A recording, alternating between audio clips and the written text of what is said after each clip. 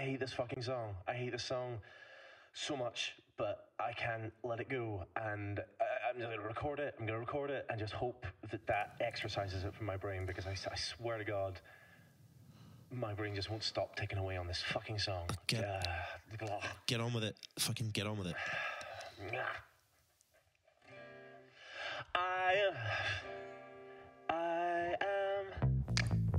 I am swinging from a 7-story window, throwing parties in a 10-by-7 cell. It's astounding the lengths I'll go to convince the whole damn world I don't need anybody's help. Yeah, I am waving while I drown. Don't bother swimming out to save me, I will only drag you down. I'll try to use your body as a life raft, cause if there's room enough for one, there must be room enough for two. I'll sail the good ship you into the sunset, sipping on savory water till my liver turns blue. Sha-na-na, sha-na-na-na-na-na-na-na.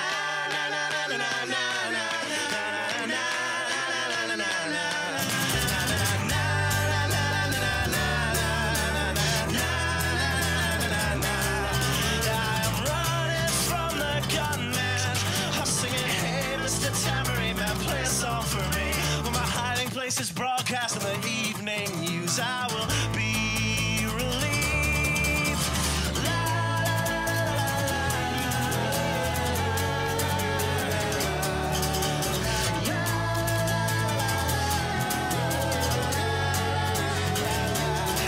I am waving while I drown.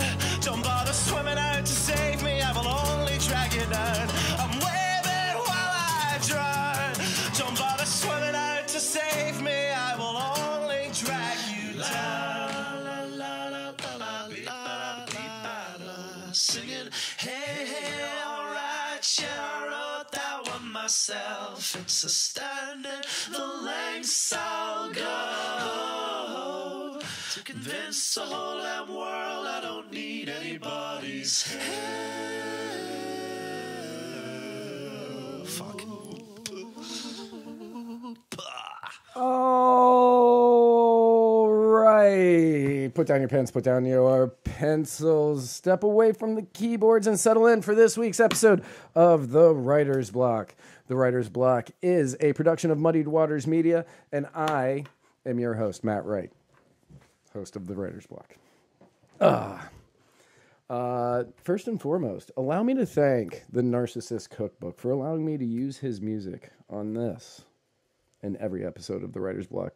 And as well, let me thank Don and Sally Wright, who many moons ago this week gave birth to me, making all of this possible. And as always, thank you to Grassroots Kava House for the kava that I drink on this and every episode of The Writer's Block. To all above, I say Bula Vinaka. For anybody interested, you should go on YouTube and you should find the Narcissist Cookbook YouTube page and listen to his completely legal reading of The Lion, the Witch, and the Wardrobe. It is fantastic, and it has definitely put me to sleep many a night with his very soothing British timbre. Today on my show, I am very happy. I am very excited to have on my guest who is ready to take over Westeros, but to free you, the Dragon Queen herself, the meme lord, Rashel Blackfyre. Hello. Hi. Woo. That is the first Game of Thrones reference I have made in my entire life. How are you doing today? I'm doing good. A little bit tired, but good. I get that, yeah. Yeah, like I was complaining about how tired I was right before we started this, and then you're like, yeah, I haven't slept in like 2 days. I'm like, oh, yeah, all right, you win. It's what happens when you work overnight. I do sleep, it's just in short bursts. Right. So you are one of the admins and activists at the fantastic, one of my favorite Facebook pages today, Liberate RVA. Yes. I also run another meme page called Capitalist Memes for Economically Illiterate Teens. Capitalist Memes for Economic Illiterate Teens. Yes. It's, Alexandria Ocasio-Cortez. It's a page. Alexandria Ocasio-Cortez should definitely sign up for that page. Yeah. So, you obviously, with the fact that you are one of the admins on Liberate RVA, okay, hang on a second. Before we get into all of this, Richmond, Virginia is one of my favorite cities on the planet. Literally, I love Richmond so much. I didn't want to move there because I didn't want it to get ruined for me.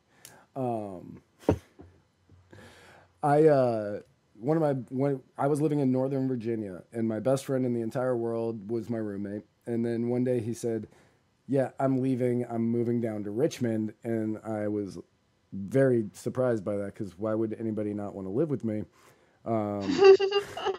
And that actually makes a lot more sense if you know me. And then he moved down to Richmond, and I would go down and spend a lot of time with him. And like I was telling you before the show, he lived on Elwood, which was like 2 blocks from Carey Street. And back then I was drinking heavily, and I would go down to visit him for long weekends, and we would hit Carey Street, and there was one bar on Carey Street that was quite possibly, if anybody else would tell me the story of this bar, it would be like from a fantasy world, because there was not a single time I walked into that bar and didn't leave with a girl. It was my favorite place on earth. So it wasn't Babes. It was not Babes. No, it was New York Deli. It wasn't Godfrey's either. No, it was New York Deli. I would go into New York Deli. Some guy, his neighbor was like, "I don't get it. How do you always leave with women here?" I'm like, "I don't know. How do you not?" And he was like, "They don't want to talk to me." And I said, "Well, what girl do you want to meet?" And he pointed to one, and I said, "Hey, have you met this guy?" And she said no, and he ended up leaving with her. He goes, "You're like the best wingman ever." And I'm like, "It's only here. This place is magical." So if anybody out there is in Richmond, Virginia, go to New York Deli. It's a magical, magical place. It's on Carey Street. I highly recommend going there. And then the next morning, to celebrate your awesome night, go to Galaxy Diner and get a Callahan for me and post it on our wall. Because I miss that stuff. God, I miss that place. But yeah, Richmond is a fantastic city, and I do miss going there often. Now back on to what we were talking about. So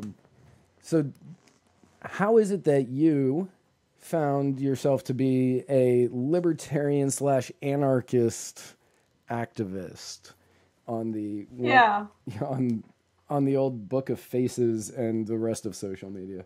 Yeah. So anarchy. How'd I get there? I don't know. I was raised in a small town that's just west of Richmond. It's called Powhatan. My family is like they're Democrat. They would have voted for Hillary. Okay. But they were more like socially conservative, which is weird. It was mostly just like a pro-welfare thing. So I grew up kind of seeing how welfare was abused, so I never supported that. But I did kind of end up being a socialist when I was in high school. Okay. Thanks, Bernie Sanders. Right, yeah. The 2016 election was a roller coaster.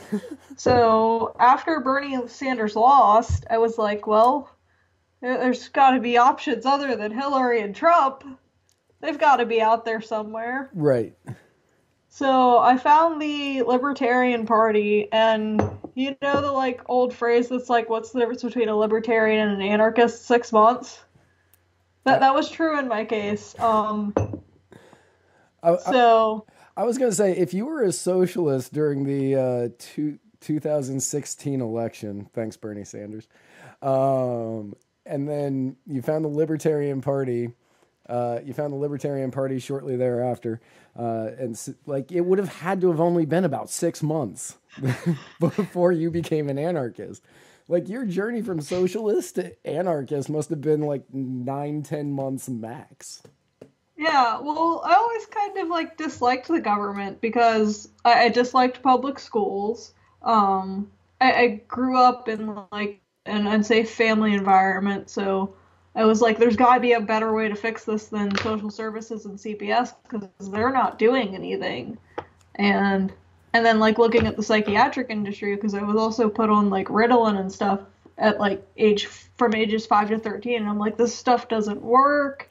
It seems like it's mostly a negative impact. I'm like, how is this legal? How? And then you learn about how like corrupt that whole system is. So I was always kind of like anti-establishment, anti-government. It was just misdirected. Right. At one point to be anti-capitalist or anti-free market. Right. Yeah, we a couple of weeks ago on on the flagship show, Muddied Waters of Freedom, Spike and I were talking about how we as a nation have been prescribing like Ritalin and that kind of things to children who should not be, in my mind, taking meth, because that's what that is.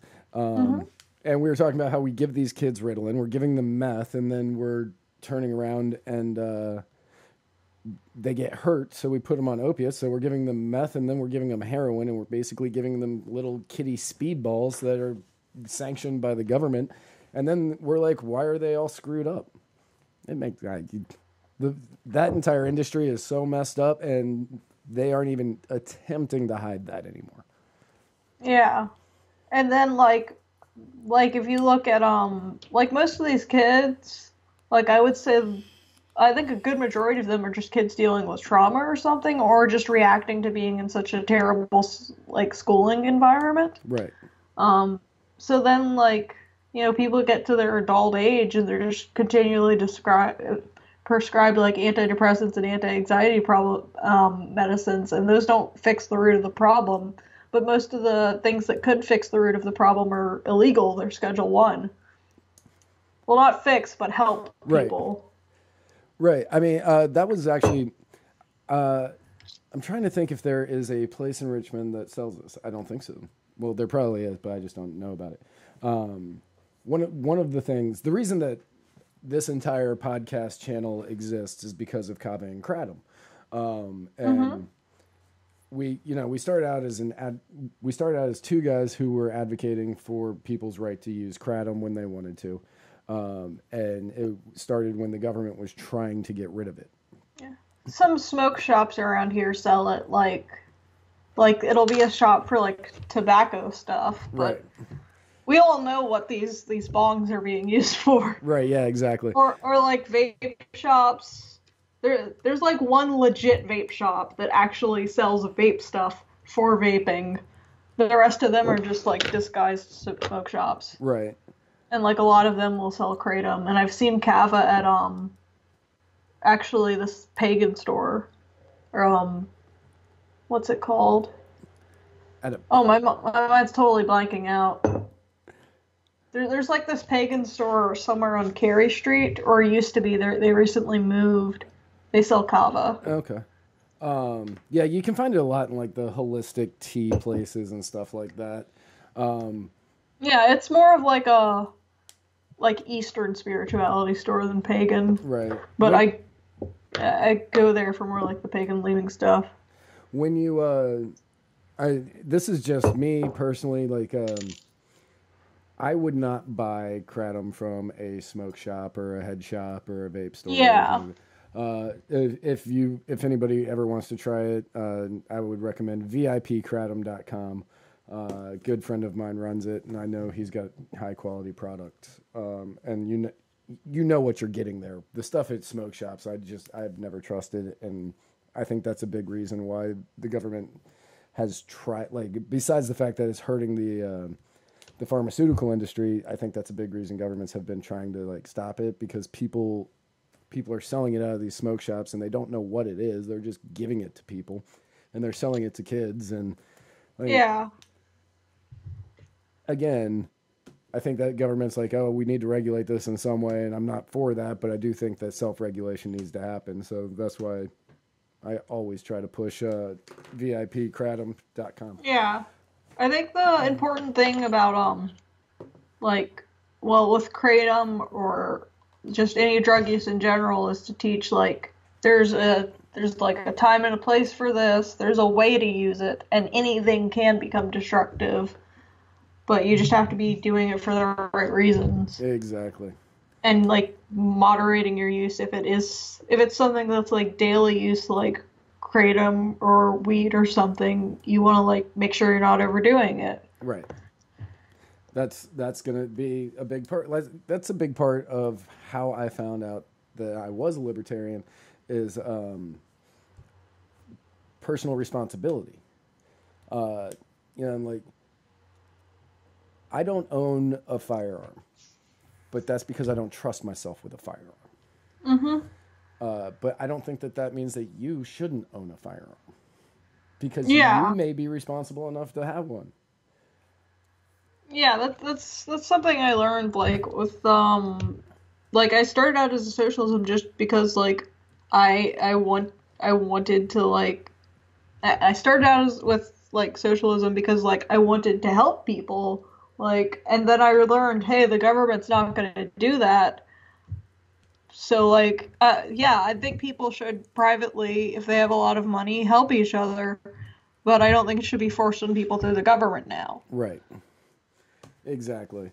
So that's kind of what made me, well, yeah, so I was looking for third options. I discovered the Libertarian Party, and then I just got progressively, like, more and more minarchist, and then my friend Carl, who used to be a part of the Powhatan LP, I was talking to him about, like, political stuff. He was like, actually, let me tell you about this group, Liberate RVA. It's an anarchist group. I'm like, well, that's interesting. I've always found the idea of anarchy interesting, but I'm not sure how it would work. Let me join this Facebook group. So I, like, debated with them for a few months. I was like, this is a good idea. And then I showed up for one of the, we do, like, gun club, where we just, like, practice shooting in a range. And I showed up to that and met everyone. I was like, okay, this is cool. These are cool people. And now I live with the person who runs it. Wow. That's, yeah, I mean... people, so Spike, as far as the Muddied Waters go, I'm like the resident minarchist, and Spike is our resident anarchist. And, and Jason, he is the LP. He is the member of the LP in our group. So it's like we're all different factions, but Spike's slowly been getting me over to the anarchist section of the group. And one day I was doing some work for... Jason was doing some work for the Libertarian Party. I was doing some work for the Republican Liberty Caucus because they pay money, and that makes that better. And Spike was like, I feel like I should do something like really anarchisty. And I'm like, isn't not working for any organization the most anarchist thing you can do? And he goes, thank you for making me feel good about not doing anything. I was like, no problem, buddy. I got you. Like, you can't really lead an anarchist group because based on definition alone, there isn't one. Yeah, but, I mean, the person who founded it and does a lot of the activism, Cal, he's the one I told you to a friend. He's, like, the main admin of the Liberate RVA page. Right.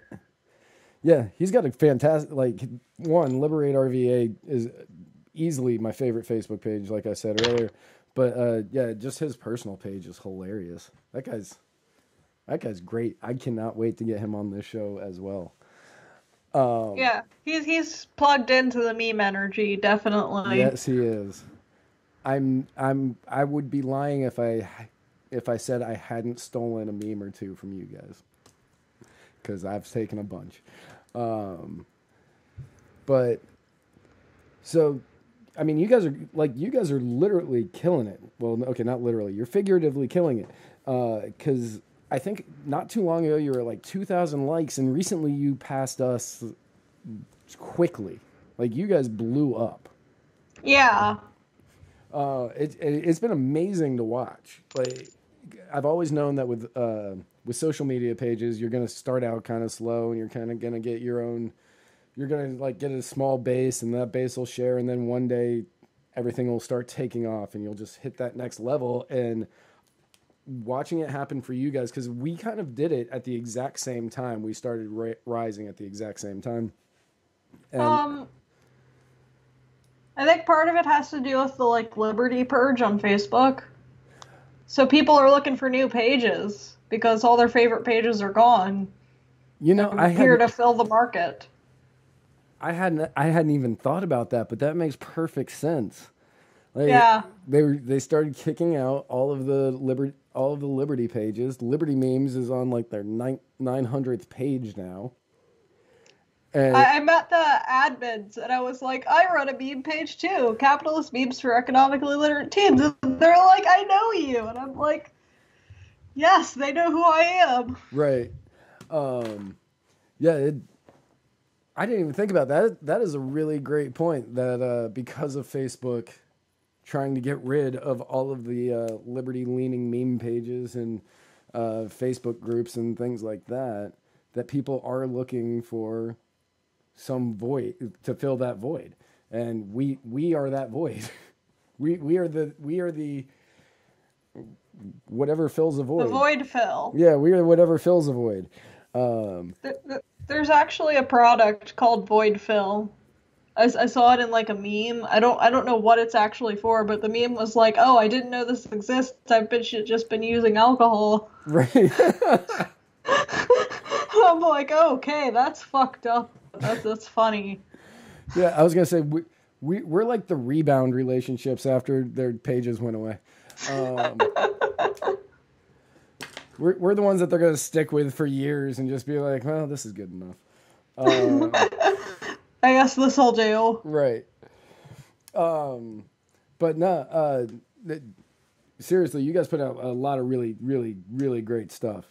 And when I messaged the page and I was like, I love your page. You guys are growing huge and I want to get you on my podcast. And you immediately answered. Like, that was like a zero wait time on that message, which was awesome.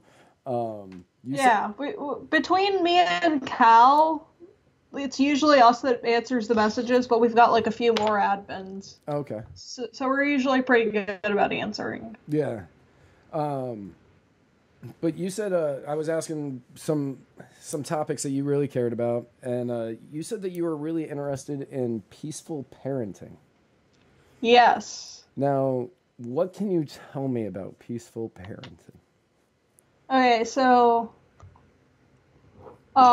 basically it's the idea that like if we to treat the like next generation better, if like we learn to like stop the cycle of abuse, then it'll stop creating criminals and like bad people for society. Because if you like look into the origins of like most of the disorders that kind of lead to violent behavior, a lot of them are like rooted in abuse. So if we like so the premise of peaceful parenting is that like, you know, if you treat people well, they learn to treat others well. So it would like set up society to move more smoothly in like a libertarian anarchist way. Okay, so.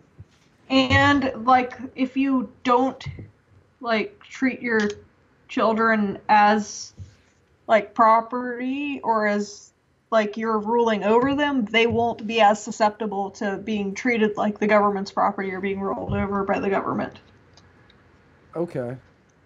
All right. So instead of taking in, for lack of a better term, an authoritarian approach on parenting, you would be. So in it, would you be allowing your children to make most of their decisions on like whether or not they want to go to school and that kind of stuff, or is it you're just gonna you still have to do these things, but you have to take the consequences of the actions outside of it? Unschooling and homeschooling are pretty popular among the peaceful parenting community. Right. I wouldn't just like if someday when I have children, I'm not just going to let them do whatever. Like, by property rights rules will abide, but it's more like not using violence to teach, like basically just don't hit your kids, and try to like teach them nonviolent communication and nonviolent ways to solve problems. All right. You know, like, so I'm a little older than you, like, not much, obviously, like, you know, Yeah. couple years max. And so when I was growing up, that was not an option. You know, we had capital punishment from the parental units. And you know, I got spanked, I got grounded, I got, you know, all of that.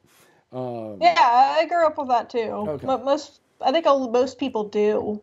I think a good portion of them do. I see it less and less nowadays. I see more parents kind of picking the peaceful parenting option. But most of the parents that I see doing it, how do I say this properly? I'll just say it.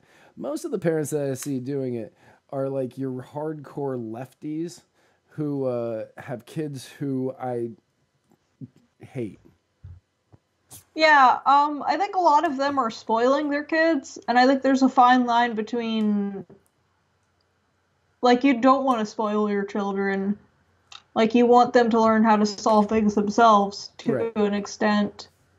And, like, I think a lot of leftists might not, like, hit their kids, but I think a lot of them are, like, emotionally abusive to their children. That's what I've noticed from people that grew up that were raised by super hardcore leftists. That actually makes a lot of sense. I could definitely see some sort of, I guess, mental abuse or kind of a narcissistic personality abuse, where the parents would be trying to psychologically get to them as opposed to actually having a real conversation. Yeah. The Jewish mother of parenting. I can say that because my co-host is a Jewish guy, so that's fine. Yeah. If you want to get someone on to talk like to an extensive amount about peaceful parenting and like, Bexley Farnsworth is good. Oh yeah, I'm friends with her on Facebook. She's like an expert on this stuff. She's researched childcare a ton. She doesn't have kids yet, but she's done like a ton of research. So if you want to have like a super in-depth conversation about that, she'd be great for it. Okay. Yeah, no, I'll have to reach out to her. I like her post. She's very funny. And I think that she's in one of the Libertarian March Madness brackets. I'm not sure if Oh my god! I saw the Fakertarians one because Jackie Mason shared it, and I'm like, oh lord, what is this? Yeah. I was really happy to find my name not on the Fakertarians bracket. Yeah. But where is the Libertarian March Madness thing coming from? Because I've only seen the Fakertarians. I thought I saw Bexley share it today.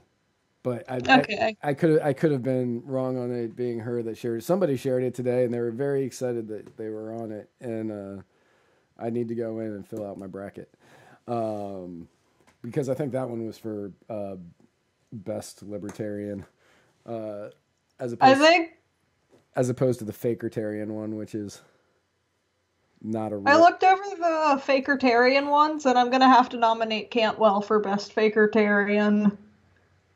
Like, hi, you're the worst being a libertarian. So my vote would actually be somebody else, but it's somebody whose name I said I would never say on this show. Ooh. Yeah, but also his real name. Is it Kokesh? No, his real name's Austin Gillespie. Austin Peterson? No, God no. I like Austin. I thought I saw him. He may have been on there. No, he ran for Senate in Florida, and now he's doing something out in California for the Republican Party. He drinks goat blood. And what? Yeah. Who drinks goat blood? I'm trying to figure out who this is now. Yeah, Austin Gillespie drinks goat blood. He gave himself a name. I may as well just say it since I've said so many hints to it. Augustus Invictus? I haven't heard of him. Wow. What's the story?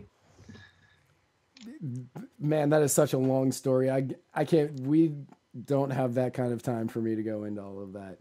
But he ran Oh my God. He ran for Senate here in Florida. Oh, he was in Unite the Right. Okay. Yeah. I think I understand now. Yeah, I think he knows Cantwell. He definitely knows Cantwell. I'm going to have to look into this guy. Yeah. But yeah, no, he's doing something out in California now. But yeah, good old Austin. I was still a member of the LP here in Florida when he was running. And I left because I wasn't going to deal with that. But I'm willing to bet he does not use peaceful parenting. It's just a shot in the dark. I'm not going to say that for certain, though. But yeah. Whew. I have not talked about that guy in a really long time. But yeah, so yeah, that he actually would be my bet for fakest. Anyone that was part of Unite the Right's probably a fake libertarian. Right. But yeah, so a lot of switching gears a little bit. A lot of big news has happened over the past week, which we didn't get a chance to really cover on Tuesday because we didn't have a show because it was my birthday and then Spike's wedding anniversary, so we took the day off. But one of the things that I actually wanted to talk to you about is the fact that Donald Trump signed an executive order. Protecting free speech on college campuses. Is this a good thing or a bad thing? My opinions are pretty complex because I've done campus activism, so I know how hostile the environment is. Right. I've never been asked to leave. But I've like one of the people who I follow that I follow people of like all different political stripes, so like this isn't an endorsement of everything that he says necessarily, but I follow Ben Shapiro a lot, just because I find him interesting to talk to. I know he's had like a lot of trouble with the campus free speech, right? And I think a few other of the people I follow have. Yeah, I know. So like Ben Shapiro, Milo Yiannopoulos. Yeah, I follow Milo a little bit. Steven Crowder. Like a lot of the people on the right have been having a lot of issue with it. So I understand. I understand the desire to want to protect that. I get that. But I don't like the expansion of executive orders, like no matter what it is. But at the same time, a lot of these colleges are publicly funded. So, I mean, if they're going to take my money, I think that they should have a more like equal opportunity for speech. But at the same time, I don't want them taking my money in the first place. Right, yeah, exactly, yeah. Yeah, that's kind of my thing on it is I don't feel, me personally, I don't feel as though you need an executive order to protect the First Amendment. I feel as though the First Amendment's kind of protecting the First Amendment should cover it. Right. And the fact that you have colleges who are stopping people like your Ben Shapiro's and your Steven Crowder's and your Milo Yiannopoulos, who, again, I don't agree with these guys on everything. I enjoy watching. I watch a lot of Steven Crowder because I think he's funny. Ben Shapiro, I think he can debate the crap out of a college kid. I don't know. He could talk so damn fast. He talks so fast in such a high-pitched voice. We're actually slowing him down. Right. Have you seen that Freedom Tunes? Yeah. Okay, so what I'm going to do is I'm just going to sit here and I'm going to talk to you guys for a really quick time, and I'm just going to keep going and going and going until your heads just can't take all the words that are coming out of my mouth. When you get Cal to come out here, have him do his Ben Shapiro impression, because it's good. Okay. I'll definitely have to do that. But, so I get that I... Facts don't care about your feelings. Facts don't care about your feelings. Um, but yeah, I understand the frustration by the people on the right who are like, we are being brought on by students who want us to come on and talk about whatever political issues we're brought on to talk about. And then the college says no. Like, I understand the frustration there. The college is making the mistake, in my personal opinion.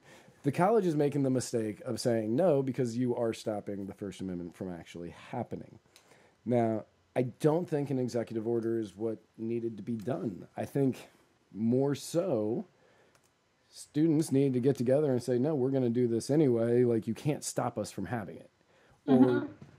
Or we're going to pull all of our tuition money back. Holding the federal money from going to the school isn't going to stop the school from doing anything. In my personal opinion. Yeah. I'd agree with that, but like I understand why it was done. It was also probably done as like a popularity move because we've got 2020 coming up soon, and like the Republican Party's been like smattered since 2016. I think because that's what everyone in the party's fresh, the Republican Party and the Libertarian Party too. So he's trying to pull libertarian support. He's trying to pull libertarian support too, in some way, is free speech. Like they feel like they're being silenced, or like just the news you see going around is like alt-right neo-Nazi, and really it was just Jordan Peterson giving a speech or something. Yeah, when you have college campuses comparing Ben Shapiro and calling him a Nazi, he's literally Jewish, and then Milo's a gay. Yeah, he's a gay Jewish guy who's married to a black guy. I know. Like, he is obviously not a neo-Nazi by any stretch of the imagination. Like the closest one, maybe Crowder, but Crowder definitely isn't one either. Like none of these guys. Crowder's just a Republican, right? Crowder's just a Republican who claims to be a libertarian, even though he's not. But he makes me laugh, so I'll continue to watch him. But I get it. Like, these guys deserve that. These are publicly funded schools. They are brought on by the students. The college Republicans or the college Libertarians. The Change My Mind segments that Crowder does, they're technically done on public property. There's no reason that they should be able to kick him off of campus for any of these things. So he said the executive order stated that if a college is to do this, they're going to pull money for research. Okay, well, you're still going to get money from tuition. You're still going to get money from... So you're just not going to get the grants is basically it. Is the way that I see it. But I'm willing to bet that there'll be a way around it with, say, I don't know, a George Soros type who says, okay, if you don't let this guy on, I'll give you that money for the research. Yeah. And then it becomes a privately funded research group, and then it's no longer a private school or a public school. Yeah, I agree, though. Pulling the research isn't going to do anything, because, like, people are donating, like, millions of dollars to, like, Bernie Sanders' presidential campaign. Like, the money's out there if they want to, like, stop free speech.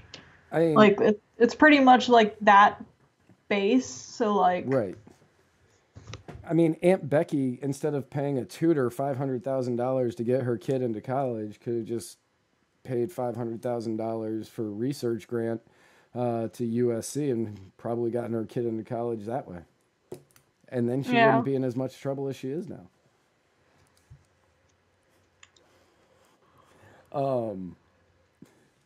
So you said you did some campus activism? Mm-hmm. Okay. Yeah, a little bit. What were you working on? Mostly with Liberator RVA, doing like, basically we would talk to people about the non-aggression principle. Okay. Like, but we would do it in a much simpler way, and then explain like how it basically argue against using violent means to force your opinions on other people and like to solve problems. And once we establish that they would prefer nonviolent ways, we just show how like the government uses violence to do things like like they're funded through taxes, which is funded through theft, which is a form of violence, and then like the enforcement, if you don't do what police say, they can arrest you. If you resist arrest, they can chase after you and eventually shoot you.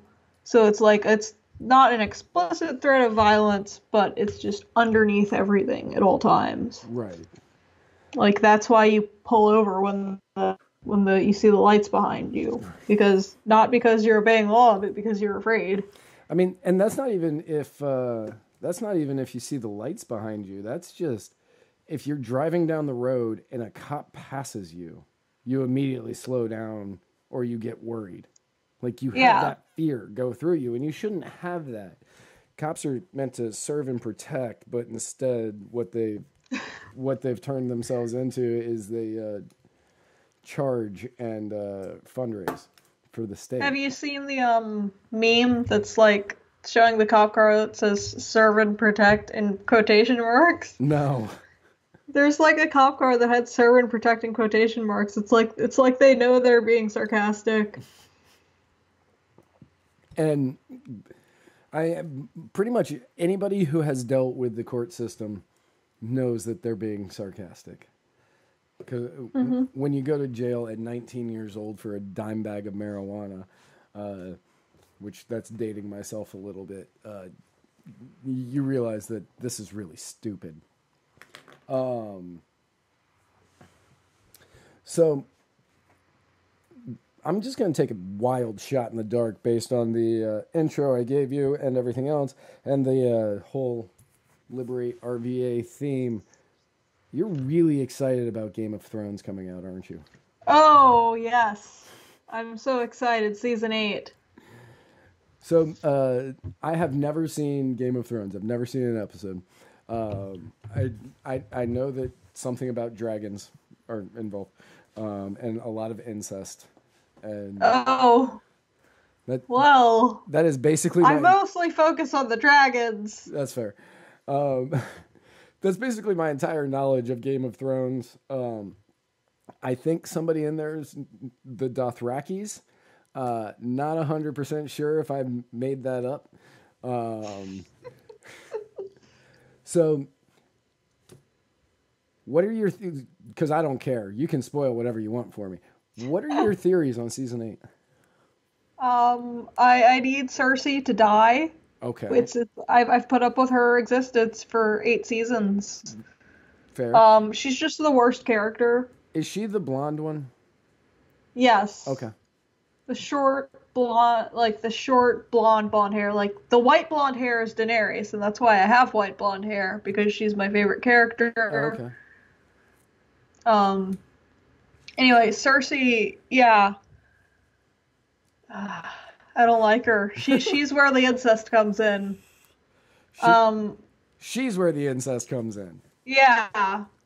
So she's sleeping with her brother, and she's just terrible. I hope there's this theory that the brother, Jaime Lannister, is gonna kill her, and I'm like, I support this theory. Okay. So her brother is sleeping with her, and she... Like, is he being forced? Like, does he not have a choice? He does, but he does eventually stop sleeping with her at some point. Okay. Anyway, so all of her children are actually her brothers, but everyone thinks that it's the king who was the king in the first season, but he died at the end of season 1 at her hands, basically. Like, it was a weird plot, but she was responsible for him dying. They think that's all his kids. So the son that becomes king after that is also just a little asshole. Nobody liked Joffrey. Okay, that's a little smug looking one, right? Yeah, and there's like a gif of the midget dude, Tyrion, slapping him. Like, that's just the best gif ever. Oh, That's the. not a GIF. That's not a GIF. Not a GIF. The I midget. don't like people that pronounce it GIF. The Tyrion Lannister. Yeah. He's the. I drink and I know things. Okay, he's the guy that's in Avengers: Infinity War, right? I haven't seen Infinity War. Oh, okay. I'm trying. He was an elf, right?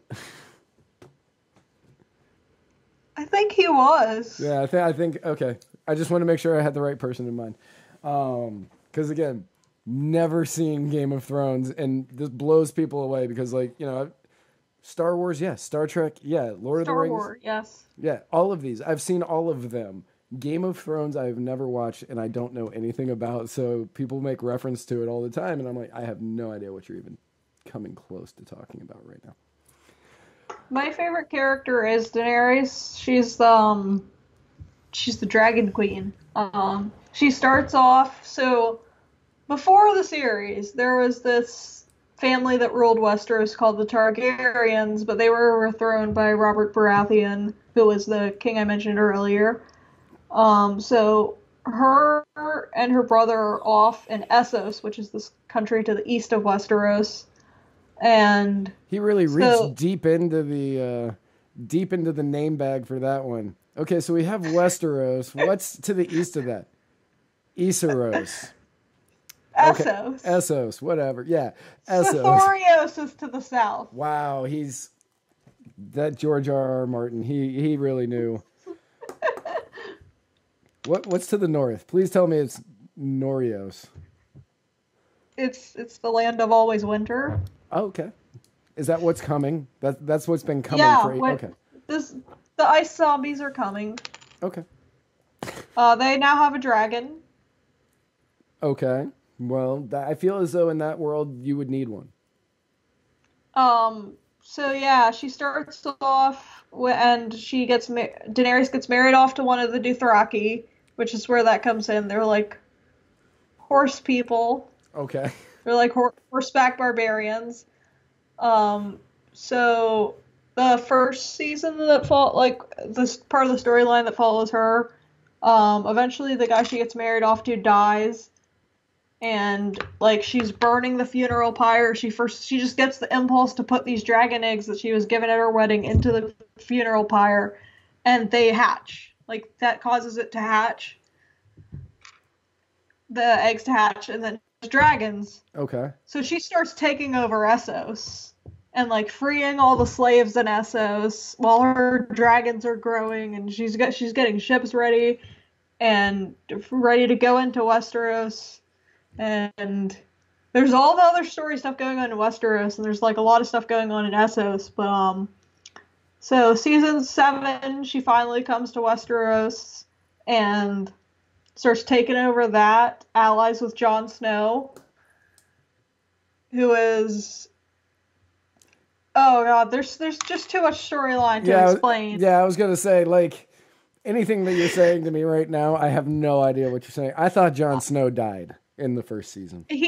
Oh no, his father died. Oh. Who's not actually his father. Okay, so this literally sounds like a fantasy General Hospital. Like it sounds like General so for the last, I don't know, couple of months, I go out with my friends, you know, we're hanging out, we're having a good time, and then somebody brings up season 8 of Game of Thrones, and immediately I have no idea what anybody's talking about. And they're all giving me their theories on who's going to die and who's going to live and what's going to happen. And I'm sitting there just like scrolling through my Facebook looking for new memes because I don't care. But I hope Cersei dies. You hope Cersei dies. Okay. Anyway, so Jon Snow and Daenerys are getting ready to go up against the White Walkers. But the White Walkers killed one of Daenerys' dragons, so they now have an ice dragon that they ice zombified. So season 8 is going to be amazing. So I did see one scene that somebody played on YouTube, I think, while I was hanging out with him. Because he was like, you have to see the scene, bro. And I was like, do I? Because I have no idea what's going on. And I'm pretty certain that it's your favorite character, Daenerys? Sure. That's what I'm going to call her. Daenerys, and she gives some guy a dragon, and he gives her a stick, and then she goes, am I now in charge of these people? And they're like, yeah, you hold the stick, you hold the talking stick, like it's some support group. And she's like, cool. And then she's like, I speak Dothraki, and you can't own a dragon. You can only train one. Valyrian. Sure. Yeah. Valyrian was the language. Okay. The dude was speaking High Valyrian, thinking she didn't know it, but she could hear everything he was saying, insulting her. Yeah, he was calling her a bitch, right? Multiple things. Yeah. And then she had the dragon attack him, and then had his armies attack him. And it was a cool scene. I was like, all right, that's neat. No clue about any of that. Yeah, she then, like, set all those people free, but they still chose to follow her. Right. She was like, you can do whatever you want. If you choose to follow me, that's great, but you're not obligated to. Right. Yeah, and I appreciated that about her. I was like, good on her. That's not very authoritarian of her. And she allowed the dragon to, be its own thing. Yeah. Game of Thrones, people. Like, if we want to talk Star Wars all day long, I got you. But Game of Thrones, I'm completely lost. So we are pretty much just about out of time. Do you have things that you need to pitch for Liberate RVA or for Capitalist Memes for education or economically literate teens? Thank you. Yeah, go check us out. Give us a like. We have Liberate RVA has a YouTube channel, so does Cal Mullen. Yeah, check us out. And I hope you like your memes and stay liberated. Stay liberated. And so I'm going to do our closing out stuff, and then if you want to hang out for a couple minutes afterwards, and we can finish our normal conversation that's not on the air. And yeah. So yeah, hang out after the song, basically. For everybody else, remember, you can find us on Facebook at facebook.com/muddiedwatersofreedom. You can find us on Instagram at muddiedwatersofreedom. You can find us on YouTube at youtube.com/muddiedwatersmedia. Oh, and on Twitter at muddied_waters. And you can find this and every other episode at muddiedwatersofreedom.com. Tomorrow, Friday, is an all-new episode of Mr. America, The Bearded Truth with Jason Lyons. Then we got 2 days off. And on next Monday, we start off the week again with Mr. America, The Bearded Truth. And then Tuesday, we will have the first episode of Muddied Waters of Freedom in a couple of weeks. So make sure you tune in for all of that and have yourselves a fantastic weekend. And just apparently tune in to Game of Thrones next month. Always. Yeah. Tune in to Game of Thrones next month. I have no idea if it's good. But people tell me it is. Don't read the books, though. But yeah. Anyway, have a great weekend. I'll talk to you all next week.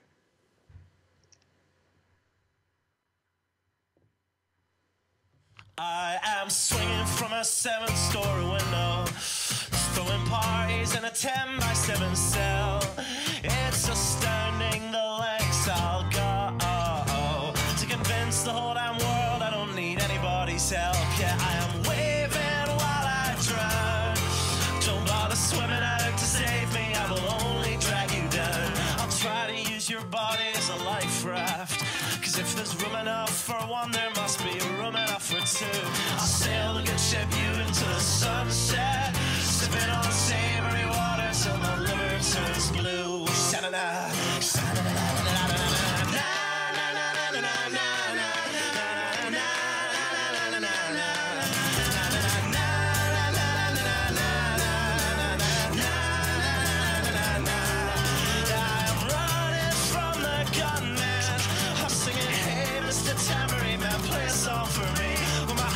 This is broadcast in the evening news. I will be relieved. La, la, la, la, la, la.